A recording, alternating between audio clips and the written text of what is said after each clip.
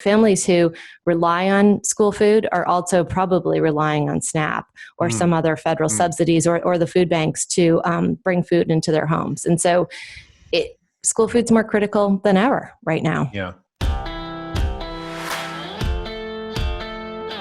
Welcome to the Doctor's Pharmacy. I'm Dr. Mark Hyman, and that's Pharmacy with an F, F-A-R-M-A-C-Y, a place for conversations that matter. If you care about your children and you care about our children's health as a nation and their future, then this conversation is going to really matter because it's with my good friend, an incredible troublemaker in the best sense of the word, my friend Jill Shah, who I've known for a long time as a friend and as a colleague. We worked together years ago on something called Jill's List, which was a great compendium of all integrative and alternative therapies in Boston and around the world. And she's just one of the most extraordinary people I know. She's the president of the Shah Family Foundation, and she and her foundation and her husband support the most incredible initiatives that are transforming education, healthcare, and our communities in Boston and hopefully around the world. They're really focused right now on Boston schools and community organizations, and they basically are figured out solutions to some of the toughest problems that we face in our schools today, which is school nutrition. She's focused on how do we take the abomination that is school lunch in America and turn it into something delicious, yummy, affordable, and accessible for everybody. And we're going to talk a lot about that today. Her initiative with the Shah Foundation, her husband, the My Way Cafe, which I talk about at length in my book, Food Fix. She's a major character in that book because it's such an impressive program. And we're going to talk about it and just get into the details of what's wrong with our school lunch program, why it's so important, and how it can be fixed, and why it's such an important initiative. She's a graduate of Providence College. She majored in English, and she's just been a serial entrepreneur. That is S-E-R-I-A-L, not cereal, because I'm a serial killer. I don't want cereal. Kids eat cereal. She started something called IXL and RXcentric. As I mentioned, she started Jill's List, which she sold to Mind Body in 2013. She's received numerous awards, and she's just an awesome human being. So welcome, Jill. Thank you, Mark. Yeah, well, you're sequestered up in Boston. You've got your kids at home. You're like many trying to struggle through how to figure out how to make sense of this new world order. But you're continuing your work, and it probably is, an interesting moment for you because you're focused on schools, and most schools are closed now. And often, schools are the place, or often the only place, kids who are underserved get their food. I mean, there's more than 30 million kids across America that rely on free lunches and sometimes free breakfasts as their main source of nutrition. And yet, most of the food that they're eating is so horrible it ends up in the trash, or worse, they eat it and it makes them really sick. Yeah. And so now it's a particularly tough time because kids are struggling at home with lack of food and lack of services. And, I just, before we get into the My Way Cafe and what you've done, so how are you trying to figure out a way to help kids during this time when they're not able to access the limited food that they do get in school lunches on a good day? And it's not a good day today. No, it's not a good day today. I mean, the current paradigm is just absolutely crazy. But school food is more important than ever, I think, probably. If you think about families, so in the city of Boston, for example, we have free school lunch and we have free summer meals for all kids in the city of Boston because 70%, a little over 70% of families whose kids attend Boston public schools live at or below poverty. And so that qualifies us. Say that at 70%. 70% of kids who attend Boston public schools live at or below poverty. Wow. Yeah, and that's not an unusual stat. I mean, it would be a similar stat for other major cities across the country, and those cities hold the majority of our students, right? And so when we talk about the fix that we're about to talk about, think about that, right? Because it's really, if you rolled this out in all major cities across the country, you would have a total change in the diets of many, many Americans who are still young and healthy. Mm-hmm. In any case, what COVID-19 has done is flip. So everyone's now out of school. The summer meal program, which is the program that the USDA has allowed everyone to convert to. So that allows community partners as well as schools to prepare and serve meals for kids. You've got this added issue that parents and kids are afraid to come out of their homes, right? So we need to, kind of supplement with delivery. There's amazing things happening across the country where school buses are being lit up as delivery vehicles to bring. It's amazing. And there's a whole variety of things that are happening. So really well-run school food programs are producing meals, churning them out and packaging them and sending them to families across the country. There's a lot of work to do. So for example, in Boston, we're distributing probably around 10 or 12,000 meals a day. Currently, we're only a week into this, or 2 weeks into this. God, time just flies.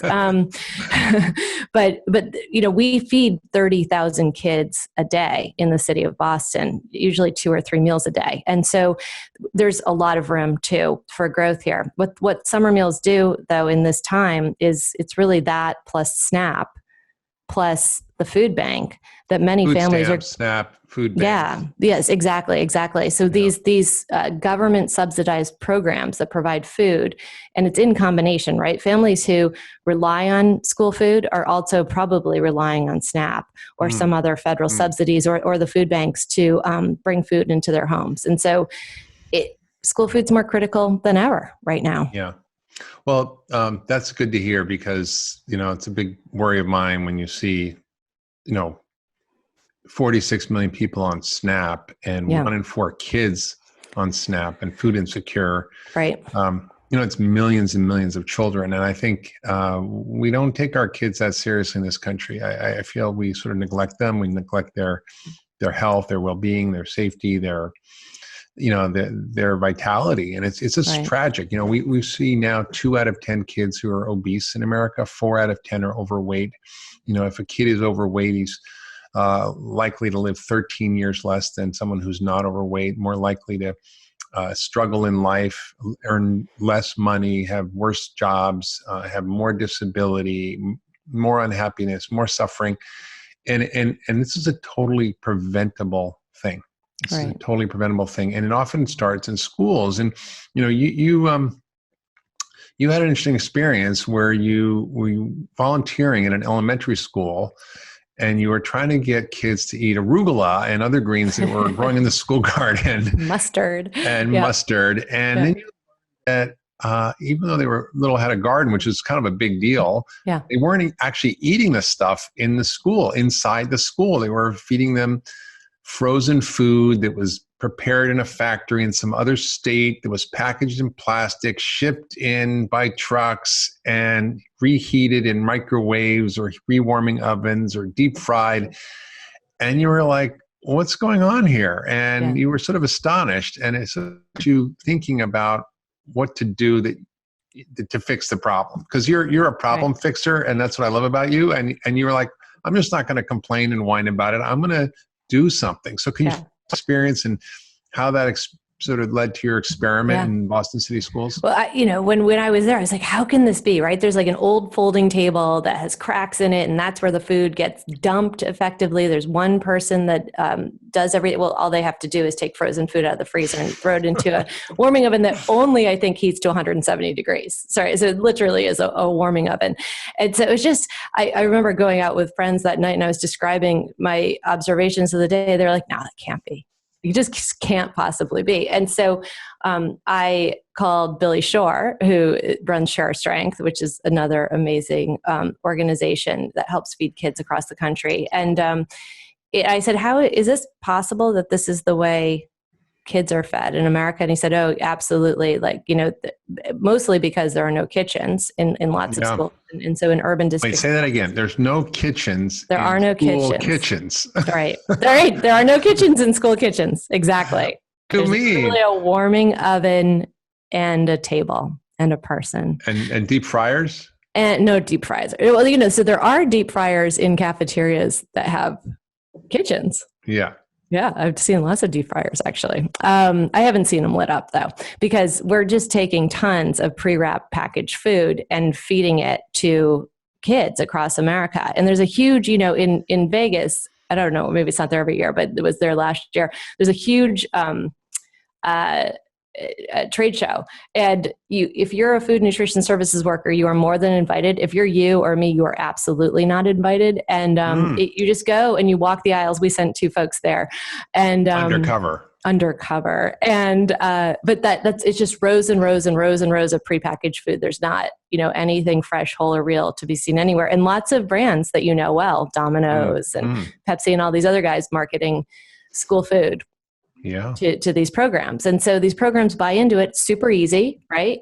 You can make the menus sound delicious, and it's really easy to kind of take stuff out of plastic and put it in warming ovens. So we thought, and I actually thought, okay, it's probably because there's just not enough money in the subsidy, right? And so that must be what it is. This is all we can afford. Well, we get into the story and we started to do the analysis on it. It ends up, you absolutely can pay kids all whole real food. You can employ more people locally in doing it. And the prepackaged stuff actually costs more than the real food. Wait. So you're saying that the junk food and the processed food and the food is more expensive than real food cooked from scratch by real humans locally in the kitchens? That's exactly right. And, when we were going through this process, we brought in chefs to just help us understand it. And so Ken Oranger, who is a celebrity chef in Boston, pointed this out to us. He said, the prepackaged roast beef that they're slicing up has been processed, right? So the whole bunch of people have touched it, manipulated it, and, injected it with preservatives and salt and all kinds of other things. And sugar, lots of sugar. That's right. Why do you put sugar in turkey? I have no idea. No, well, probably to hide whatever other things you're trying to hide because you cooked it so long ago. And so he said, that costs way more than if we just order some roast beef and have it shipped to the schools. And so as we started to do the analysis, it was true in every case. If you buy prepackaged stuff, because it's been processed, there's so much more cost in it. And then you've got margin on it as well. So, there's profit on it. Wow. So you basically decided you were going to take this on and you created something called My Way Cafe. Yeah. And in the discovery of the challenges, you found a whole set of solutions, right? Because the basic mantra is, look, there's only a small amount of money that kids get for school lunch. What is it, $2 or something per lunch? Yeah, it's a little more than that, $3.45. $3.45. But 20 cents of it is milk. Okay, which, by the way, we can talk about is but skim or flavored. Okay, sorry. Another topic. We'll get to it because I could go on for hours about that. But you hear the mantra. Look, this is the best we can do. We can't serve kids delicious, real whole food because it's too expensive. It's too difficult. It's not possible.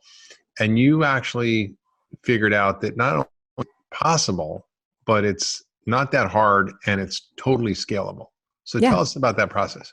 Yeah, well, it was fun to do it on paper, right? So if you pull out spreadsheets and you start to, put in all the food costs and all the labor costs and all the transportation costs, you can show very easily in a model that you can take the same subsidy from the USDA, employ 3 times as many people, serve all real whole food. And the only single time investment you need to make, we did it philanthropically, and then the city has now taken it over, is to build these micro kitchens. And they're not even, they have a combination oven, and then they have the right number of sinks, they have prep tables, and they have a freezer and fridge in them. So they're nothing out of this world, but it's exactly the amount of equipment. We have rice cookers as well, for people to prepare a full buffet of hot and cold food every day for kids.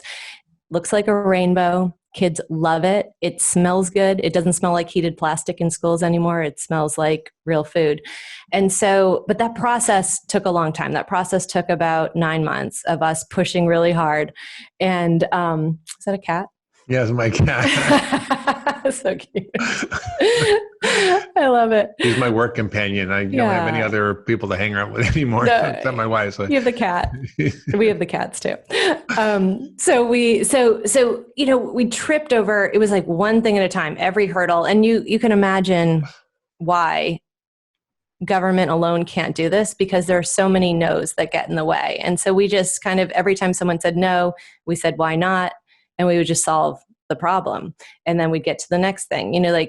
One of the earliest problems we solved was everything was coming in wrapped. So apples were wrapped in plastic, oranges were wrapped in plastic. It just made it look so unappetizing. Wow. And so the answer to the why do we have to do it this way was, well, you don't have fruit washing sinks in the kitchens.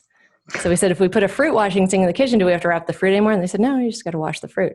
Wow. So like, it was just, super simple, like not expensive solution to a really big problem. Kids weren't eating the fruit because it took 5 minutes to unwrap the bloody thing and it didn't look appetizing anyway. So we just had to do that with everything. And we got rid of, instead of people saying, this is why not, and just stopping there, you were like, well, how do we fix this? Yeah, exactly. And you found it wasn't that hard, right? It's a sink, it's other simple things. And I think, what was interesting, you shared with me once that it was a little subversive because you sort of started this program in the school, you did it in one school, you showed it could be done. Yeah. You got them to not ship in the food from out of state, all wrapped in plastic. And you didn't really tell anybody what you were doing. And by the time people caught on, it was sort of too late. And, these big food service providers that were, cashing in all the government supports and making crappy food were out of business. Right. That's right. So it was interesting because the one thing that we caught wind of was that the food provider, so the vendor that provided all the plastic wrapped food, that opportunity was up for bid.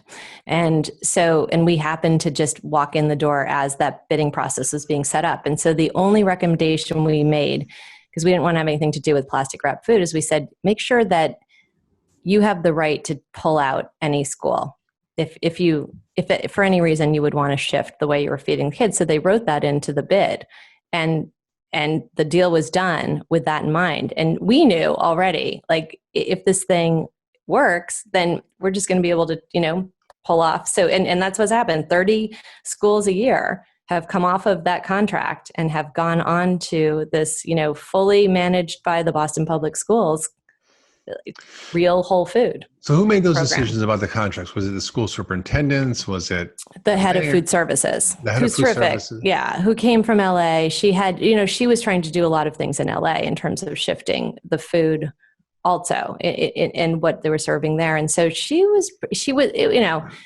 this all seemed very risky to her. And we kept saying to her, we're here to carry the risk on this. Mm-hmm. We'll make sure that, like, we don't break anything. Mm-hmm. But it was her decision to put the language into the contract. And she really kind of made sure that we could keep pushing forward. It was because it was complicated. Yeah, it is. I think right now we're hearing a lot of mantras about school lunch. We put in these nutrition guidelines that are better under the Hunger-Free Kids Act that Obama passed in 2010, which improved the guide on what to eat: more whole foods, more vegetables, et cetera, et cetera. Although they still passed potatoes, quote, French fries as a vegetable, and ketchup and pizza as vegetables, which, just still is hard to imagine. Mm-hmm. But now what's happening is these guidelines are being rolled back because they're saying the kids won't eat the healthy food. They throw it in the garbage. It tastes bad. It costs too much. And so they're rolling back these guidelines. And yet your model shows that that's just a bunch of nonsense. Yeah. It's interesting. I think the one thing we did in terms of a service model, which I think changes the way kids behave around food, is it's all child driven. So the protein is separate from the grains, is separate from the warm vegetables, is separate from all the cold fruits and vegetables, is separate from the beans, etc. And so nothing has to touch anything else, which is a big reason that kids don't like certain things. So if I walk down the line, right, I might take protein, I may take chicken, and I might forego the rice because I don't like it, but maybe there's a roll that I want, and I like the roasted broccoli, or I don't like any of the hot vegetables, but I do want an apple, and I want some celery, and I want a carrot, but I definitely don't want a salad, and I do not want dressing, but I do want the hot sauce. So kids make their own meals, and this is not slow. This happens. There are servers on the other side. This is all within the $3.45 who are talking with kids, Kids are saying please and thank you. There's a whole conversation that's going on that wasn't happening before, and they're getting exactly what they want. They walk up the line pretty gleefully, actually. And they eat it. They eat it all because they asked for it. And That's what they wanted. Food waste. There's no food waste. There's no food waste. And then, and then we insert opportunities for kids to try things, right? So while they're sitting around, they're sitting at the tables eating, we might say, these are chickpeas. Would you like to try chickpeas, right? So that we introduce new foods, tofu. Tofu's like, kids love tofu now. Love it. And so it's just so hard to hear the argument that kids won't eat the food. I think the adults don't know how to present the food to the kids. So just to recap, the economics work. You can create better food, more locally sourced, made from scratch. All you need is a little bit of an improvement in the kitchens. Yep. You hire more people. Yep. Which still is within the cost structure. Totally. Who are happier with their jobs because they're actually cooking and making kids happy. Yeah. And the kids are happy. They're not throwing out the food. Yeah. And how's their health and academic performance? Have you tracked that? It's interesting. So we are doing, there's a study being done right now on the behavioral health because we were hearing from so many principals and teachers that negative behavioral events had gone way down in the schools. And so kids were just being disciplined less. And teachers and principals thought it was because of the school food, the new school food. We don't have data yet. We are going to start doing some research on their physical health as well. But I can tell you one story that I tell all the time. There was a child who was diagnosed with failure to thrive. And part of the school's responsibility was to try to get a half a can of a protein drink into this child every day. His name was George. And I walked in about 3 days after the My Way Cafe program had started in his school. And the principal was kind of teary-eyed. And she said, I got to tell you, she said, this boy, George, told me his situation. She said, he's eating every meal. Wow. And so I ended up meeting George a week later, and he said, do you know the people who make the food? And I said, oh, I do. Yeah. And he said, how does someone make a recipe? And I said, well, it's kind of like coloring. If you take a red crayon and a blue crayon and you put them together, it's purple. So that's what they do, and he's like, oh, and he's like, I'm pretty sure that I want to be a chef. Like, this is a kid who a couple of weeks ago, his pediatrician came in to see what was happening. His mom wanted to be able to bring the food home so he would eat at night. I mean, this was like a game changer. And as far as I can tell, it was his relationship with one of these newly hired cafeteria service workers who just changed his mind about eating. It was mind-blowing, Mark. It still is. So, and he's such a cute kid. Yeah, and then, maybe you haven't collected the data yet, but I think it's going to show remarkable things. When you look at kids in schools and violent disruptive behavior, it's a big issue. I mean, kids, 1 in 10 kids are on ADD medication. We have to have special ed. It's an enormous problem in schools. School nurses are dishing out medications left and right. And, we know from the studies that, these are difficult kids. There's a 3,000 kid study, which were incarcerated youth. And they basically replaced junk food with healthier options and got rid of sugar and refined foods. And in 12 months, there was a 21% reduction in antisocial behavior, a 25% reduction in assaults, a 75% reduction in use of restraints. And get this, Jill, there was 100% reduction in suicides, which is basically, when you think about it, suicide is the third leading cause of death in children's age 10 to 19. And when you look at the CDC study, there was an incredible study by the CDC looking at nutrition in kids and found that those kids perform far better when they're well nourished. And if they're not, they're basically having poor academic performance. They're having more absenteeism. They're having more disruptive behavior. They're less likely to problem solve, less likely to pay attention. And I think this is something we just don't understand that we're doing to our kids. And it's something that's completely solvable with real food. I mean, the CDC published this in a report in 2014 called Health and Academic Achievement.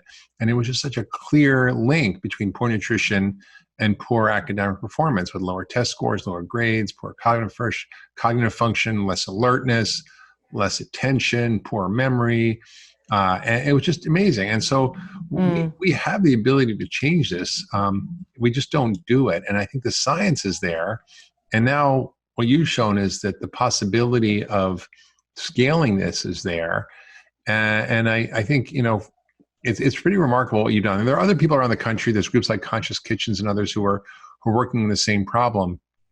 But, one of the challenges with this whole school lunch thing is it's not a national program, right? So schools are in, under the purview of local governments, and there's just such a lack of sort of uniformity in this country around school nutrition. How do we solve for that? Because I know you've been in Washington, you've talked about this with our leaders. I mean, how are you seeing this scaling and building up? Because if you've done it, then it's doable and it should be done everywhere. And what are the challenges there? Yeah, I think, so the guidelines could get tighter. There's no guideline right now on sugar. The government has to want to take a stance on what is healthy versus what is not healthy, because right now everyone kind of has their own palette to paint with. And so I honestly wonder, there are so many principals and superintendents across the country who I think do actually very much care about this issue. And I really think it's probably with those folks that this program needs to get rolled out. And so what we're trying to do in Boston, and the mayor has been like an amazing proponent of this. I think, that level of government it makes it really easy to do something terrific like this. Some of those hurdles that we came up against, he was the one who knocked them down, right? Yeah. And we did it within the current guidelines, but we just, it's like interpretations of guidelines So I think that level of government is probably the right level of government to address this, because everything does have kind of a local flavor to it, if you will. And what we did in Boston, I think, shows that you can do it. Like, we have a very clear template now for how to roll out exactly the same kind of program in your city. And quite honestly, all of the things that were hard for us to do should not be hard for anyone else to do, because we can predict them, and we can also show what the solution was for every single problem. So the pain doesn't need to be replicated, quite honestly. So you made the first effort that cleared the way and the obstacles and created a playbook. Yeah, and there is a playbook. Actually, we have a playbook that will be available on our website, I think, next month. That's mywaycafe.org. It'll be on mywaycafe.org, and it'll also be on the Shah Family Foundation website, which is our family foundation. And it should be pretty easy to access for anyone who wants it. Yeah, I mean, and then when we employ 4 or 5 people who just act as, right now they're consulting with BPS, but there's a number of other school systems across the country at this point who just use us to problem solve and help.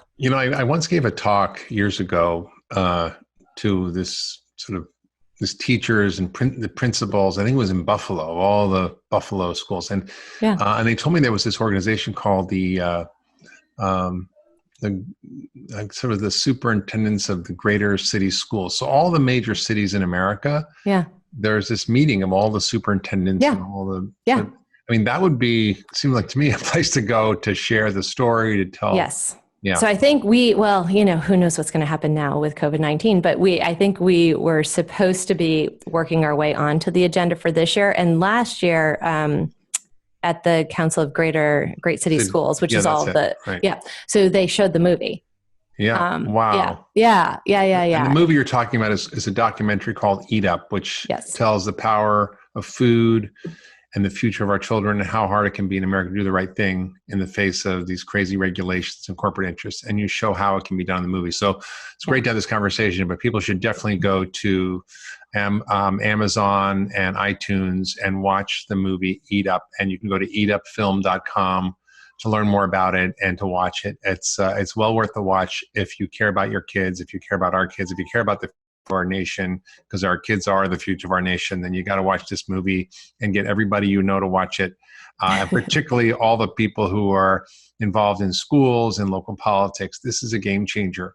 And I think your creativity, your ingenuity, your stick-to-itiveness, and your unwillingness to listen to why not is a really is a lesson for us all in how to actually take a stand, because this is something that we can fix. When you think about some of the intractable problems in our food system, they're not so local. Like if you talk about industrial agriculture or regenerative ag, or changing SNAP regulations, but school lunches and school food programs, these are local. These are things that parents and citizens can influence with their local governments, right? Well, not only that, some of the stuff that you talk about in Food Fix it can happen because of shifting the school food program. So as we move the entire city, right, to 125 schools, 54,000 kids fed 3 times a day, that the buying power for whole real food that we have as a city is massive. And so what that allows us to do then is say, okay, what do we want to purchase locally? So we already purchase fish locally. We're Boston, we're, coastal city. But should we be doing deals with local chicken farmers? Should we be, promising them a certain amount of tonnage of chicken and which allows them to then go get, right, the investors that they need to expand their farms? Like all of this means that we help the local economy, and we help the farming and the agricultural economy, and we keep it all kind of within our jurisdiction. It's a beautiful, beautiful thing if we can get it to work. And then you can imagine, like, here's the holy grail, right? As you get the hospitals and the colleges that are around you to all join in the same procurement function. I mean, like, we really wouldn't have to go very outside of New England for very much. There's models for this. There's something called the Good Food Purchasing Program out of California, which has become a model nationally for governments and institutions to source food that's grown ideally, that's grown humanely, that takes care of the workers, that's sustainable. I mean, there's just really great models for this. And there's also innovative companies that are solving some of the problems that are harder to solve. For example, how do you source for big institutions and programs like schools, all the local food, having a million different vendors? Well, there's a company called Azadi, which is based in Cleveland, where they've figured out how, through using tech platforms, to aggregate all these local producers and connect them to food service companies or to schools to actually drive a much more simpler supply chain that actually works. So there's a lot of people innovating in this food space. And I agree with you. The schools can be the beachhead where we actually land and start to change the food system. And I think you're right, starting with kids and starting with schools. I mean, who's going to fight getting our kids better nutrition, right? Maybe there are people, but it's going to be a hard position to defend. Well, I want my kids to have the right to eat donuts in school or whatever. And I think, how do you deal with this whole issue of what we call competitive foods? Because there's in schools, there's sort of big food companies have infiltrated schools in such a massive way by providing free, sports and arts and music education. And they get to put in all their advertising in the bathroom stalls and the gymnasiums. And they buy little Coca-Cola chairs for the kindergartners to sit on. And, and they have all these foods that they get to pick. So if they're on Jill Shah's My Way Cafe lunch line, and there's broccoli, but there's also, cookies and donuts and chips and junk food, or Domino's pizza or McDonald's hamburgers, how do you fight that? Yeah, I mean, so we actually have spent a lot of this year pulling together a food policy for the city of Boston. And so we did that in collaboration, or actually it was really led by Food Nutrition Services in the city of Boston. And we agreed to a set of procurement rules. So here are the things that we absolutely will not serve, and here are the things that we want to serve, and here are some things in the middle that we are going to want to move away from and not serve, whenever possible. That policy is super helpful, right? Because any of those things that you just listed wouldn't qualify. Like, we've already said we don't want these kinds of preservatives, additives, all of these things. So none of those food providers would meet the mark in terms of how we purchase food. And that'll get presented to the public we started to do something that we call State of the Plate. And so we have an annual celebration with the governor and the mayor and the heads of the I hospitals. think you've invited me to that. I hadn't been able to make it. Yes, I want to go. No. Yeah. Well, it's probably going to be virtually this year, but yeah. And so, are we going to be eating virtual food? I hope not. I hope not. We'll have to send everyone little bento boxes or something. But I think these things are really important, right? To be very clarifying and to say, this is what we will do and we won't do as a community, to our kids. Because to your point, right, Mark, when I was down in Washington, one of the meetings that I was at worried me quite a bit. It was in terms of setting rules for like the next set of recommendations for Americans.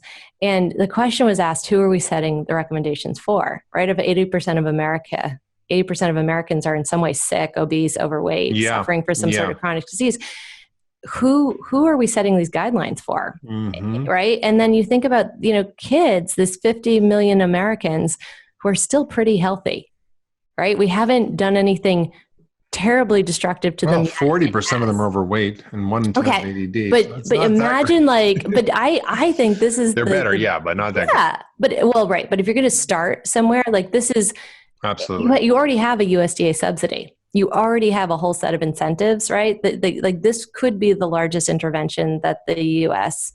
healthcare system decides to deploy, right? Just feed kids $25 billion just for that, right? Yeah, I mean, just feed every kids year. Well. That would be such a game changer, at least according to you and to other doctors who know well. I think it would be extraordinary. So what about the schools that say, well, we love this idea, but we get so much money from the vending machines and from all the stuff that we can't do without because it was I remember during the Vietnam War, there was a slogan, which was, maybe the military should have bake sales to buy weapons and the kids should get school money. But now it's so bad. So how do we solve that? Well, I mean, I think this is where local advocacy comes in, right? Like as a locality, you have to decide what is okay and what is not okay, and what do you need and what do you not need, and are there other resources that you can draw upon, or can you forego something, right? Because I mean, if it really is that we need to decide to feed our kids crappy food so that we have chairs, then I guess you really, that is a major decision point.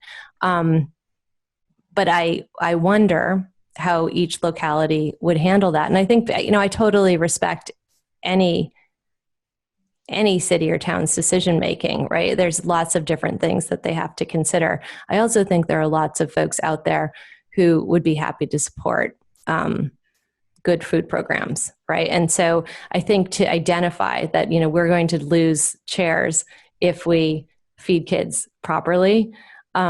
It's just more like music and sports teams and all that stuff. It's just tough because, we really have our priorities backwards here. And we do. A generation of Americans today that's going to live sicker and die younger than their parents. This is the first generation in history where life expectancy is going down, and 1 in 3 kids born today will have diabetes in their lifetime, type 2 diabetes.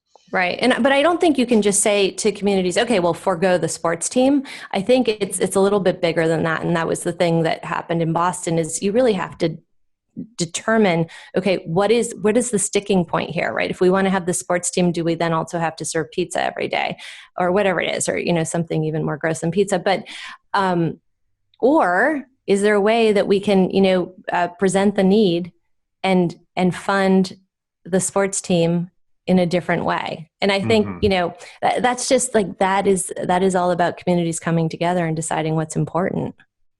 It's true. We really, kids in this country, we're 31st in reading and math in the world.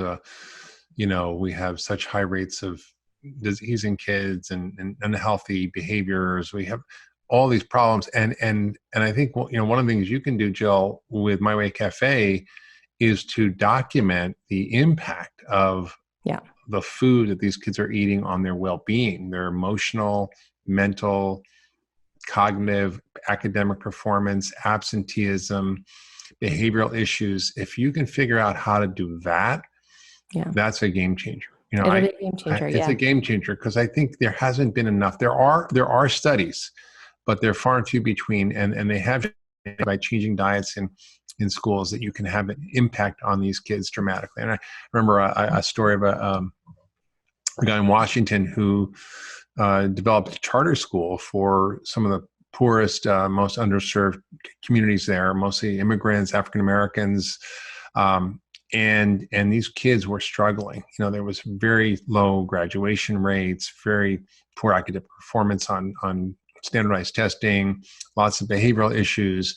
And they decided to feed the kids 3 meals a day, like a real whole food. Right. And, you know, have a good academic program.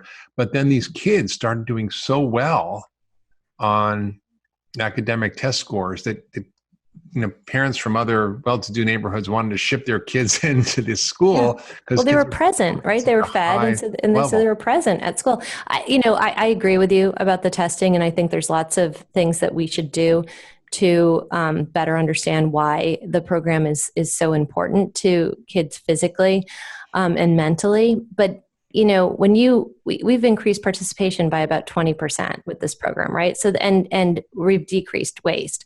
And so that means kids are taking whole real food off the line and they're putting it into their bodies and eating it. And teachers are seeing that they show up in the classroom differently, right? And when you show up in the classroom in a ready to learn state, as opposed to some sort of, state that where you're not present already, right? The results of it are pretty extraordinary. Yeah. And so, I do think it's important. There's some, obviously we live in Boston. There's incredible academics who have proposed researching this in different ways. And it'll be amazing to see the results of that. At the end of the day though, like just seeing kids be present, be calm, like cafeterias go from being these raucous environments to kids literally sitting and eating and having conversation. Yeah. All that's different is the food. Yeah. Yeah. Food is medicine. That's for sure. So Jill, people listening to this, mothers, fathers, parents, teachers, wondering, how do I get this in my school? What do I do? How do I figure this out? Can I scale it? Can you talk about how that could happen for them and what you're working on to happen? You talked about this handbook, but tell us more. Yeah. So I think, as a locality, I think it needs to be driven ultimately by decision makers, right? So food nutrition services heads, mayors, city councilors, folks who really can oversee any of the issues that are going to come up in making this change happen. And then as a community or as that contingency, you want to kind of look at where you are today and where you want to get to. Right. And then look at all of the things that are stopping you from getting there, right? Because it means you have to procure differently. You may need different things in your kitchens. You may need to hire and train individuals. You may need logistics. All of our stuff comes into one warehouse and then gets shipped out to each locality on a daily basis. And so you have to think about where you want to be and then all of the things that it require to do those things.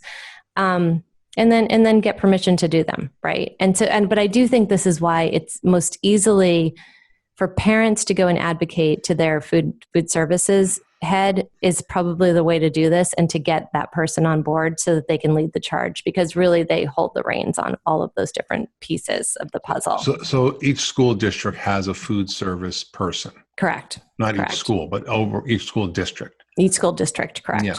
Right. And so the superintendent, the food services director, the head of the city or town, those folks are the folks that you would want to buy in to an idea like this. What our resources can help folks do is really determine what sorts of investments are going to have to be made where, or what sorts of things have to change. So if you're buying all prepackaged food from one vendor, how do you then purchase real broccoli, real apples, real chicken, just what kind of processes have to change? Yeah. We can help with all of that. Our foundation's website, which is Shah, SHAH, foundation.org, the Eat Up website, Eat Up Film, or is it Eat Up Movie? Eatupfilm.com. Eatupfilm.com, and mywaycafe.org. All of those will have all of the materials available on them. Oh, that's amazing, Joe. I mean, I want to tell you one other thing too, because My Way Cafe was not, we didn't brand it for the sake of, having fun with a name. We did that because people, every individual's voice is so important. And so we knew that if we gave parents something simple to say, that when they walked into a school committee meeting and said, I want my school to have My Way Cafe, and it started over and over and over again, as opposed to saying, I want my kid to have fresh, whole, real food every day. It's like so much.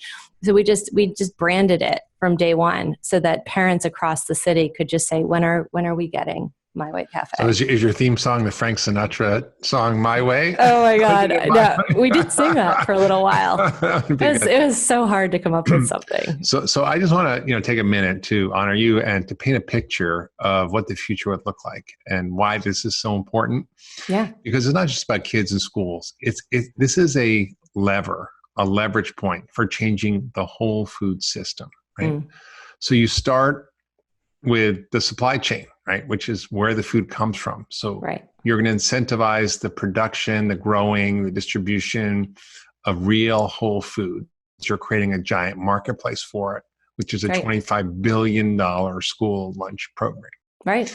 And then you're catalyzing employment through training, hiring, and creating satisfying jobs for school workers who are working in those school kitchens. That's right. You're creating health for kids, which is going to have an impact for them throughout their whole lives in terms of their life success, their social success, their economic success, their ability to live healthier lives. Right. You're going to be creating global economic competitiveness around our performance, because kids who learn better are smarter, do better, and have better jobs and are able to more contribute to society. Yeah. You're going to be decreasing, the obesity epidemic, decreasing the behavioral challenges that kids have. You're going to be showing that this model is something that actually can work within an economic model of the USDA school subsidies, which is very limited, and show how it can be done well. Yeah. And you're creating this whole cascade of changes throughout the food system that can actually show how this can be done, not just in schools, but in institutions, in universities, in colleges, in government buildings, in corporations and hospitals. And so this is just like a catalyst that shows that this model can be done at scale. And all of a sudden you change the entire food service industry, which is massive. It's I think as big as the restaurant industry. It just serves so many people. Yeah. So yeah. I think I'm not sure that I will do that, but this can be an example. Why not? Why not? Why not? I'll go after it. Why not? You're like, you're like, I'm not going to take this anymore. This isn't right. This doesn't have to be this way, even though it's always been this way. It doesn't have to be this way. And we can innovate. The thing that really angered me was that we do this to our most vulnerable populations. Yeah. Right. Yeah. Like, so many of us can choose what our kids eat every day. But when you're dependent upon 2 or 3 meals a day coming from your school, it should not be that we're using those dollars to in more ways cripple, to harm them. Yeah. Right. We're harming our children. We should be making the best choices about the foods that we provide, giving then the recipients of that still choice so that they can really eat what they want to eat every day. Well, if there was a Mother of the World award, I would give it to you. Oh, I think you're being a mother to all these children who are suffering and struggling. And it's just an incredible thing. I heard about it. The first time I heard about it, it just blew my mind. I've been following it right from the beginning, cheering you on. And I really want people to take seriously being an activist. Because, in my book, Food Fix, I do talk about the things we can do personally to make a change, whether it's changing our diet or growing a garden, having a compost pile. Those are all nice and good. But the truth is, to get scale and to get real change in the food system, this idea, My Way Cafe, is a catalyst that I think we can all get behind, and that we as parents, as citizens, can go, even if we're not a parent, we just care about kids, can go to the school district to find this food service head and talk to them and teach them. And everybody can do this. And it's something we can do in backyards, in our communities, and we can be empowered and literally can change the face of school food in America and change the future of our kids' cognitive, emotional, and physical well-being, which for me, there's nothing more important. No, I think that's right on. I think that was why we agreed to do the movie too, is I think the movie it's a fun movie, and it shows how actually anybody, right? You show up at a school committee meeting, you knock on the food services director's door, you call the superintendent, anybody can start to make change happen. So no is an opportunity to get to yes, right? Yes, exactly. Exactly. And everybody should watch the movie and be inspired. This is a great conversation, but the movie will tell the story. You'll see the kids' faces. You'll see their smiles. You'll see them eating the broccoli. It's a super awesome movie. And Jill, thank you for the work you do, for the work the Shah Foundation does, for being the awesome human you are. I love you, Jill. And I'm so glad to have had you on the Doctor's Pharmacy podcast. Oh, well, I love you too. And I appreciate the opportunity to talk about this and to share it with more people. So thank you so much. Thank you. Well, you've been listening to the Doctor's Pharmacy. And if you love this conversation, please share it with your friends and family. Leave a comment. We'd love to hear from you. Subscribe wherever you get your podcasts. And we'll see you next time on the Doctor's Pharmacy.